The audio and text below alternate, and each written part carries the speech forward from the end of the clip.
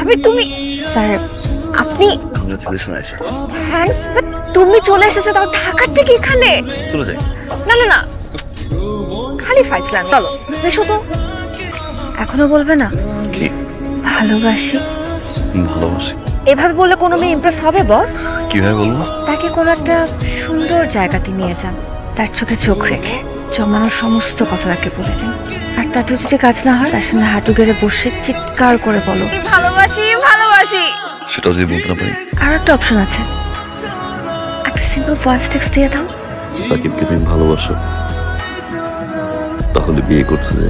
শাকিলের বাবা আর আমার বাবা ছোটবেলার ফ্রেন্ড, তো তাদের এই বন্ধুত্বকে পারিবারিক সম্পর্কে রূপান্তর করা প্রয়োজন, তাই আমাদের বিয়ে দিয়ে দিচ্ছে।